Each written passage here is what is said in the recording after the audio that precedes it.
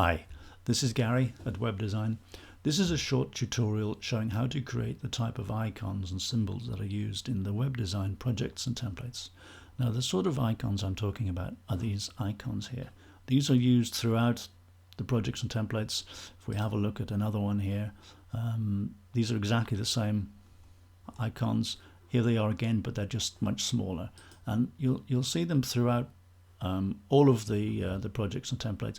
These are the same icons, but they're basically put on top of a circle.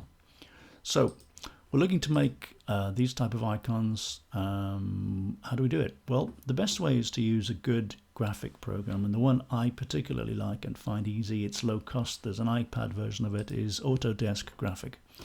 So this is the app I'm using at the moment, and what we need to do first of all is to create a blank document, a blank image.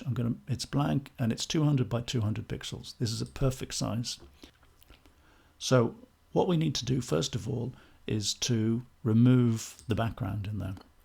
We've got a colored background which is white. We don't want that. It's got to be transparent. Then we need to get our icons, and the best way to use icons is to download SVG icons from the freely available icons. There's many of these around. There's Linea, there's FontAwesome. Just make sure you can use them.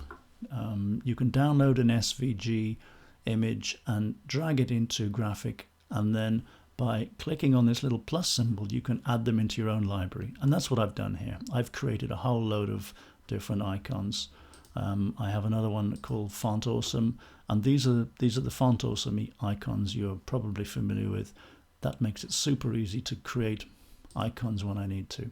But we'll go back to let's go to this one actually. So these icons can now be dragged into our image, and if we take this one here, for example, we'll drop it in there.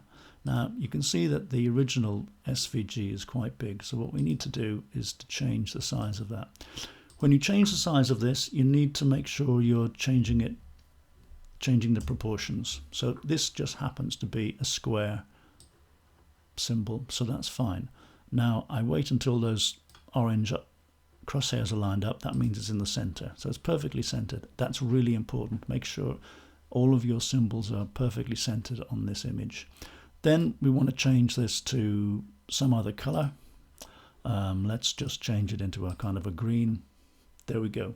We are now done. Our symbol is ready, and there's only two more things to do. We want to make two versions of this. We need to export it first of all as an SVG, and then we want to export it as a PNG. It's very useful to have both. The SVG has the big advantage in that you can always go back and edit it. If you save it as a PNG, you can't do that. So create it as a PNG and an SVG.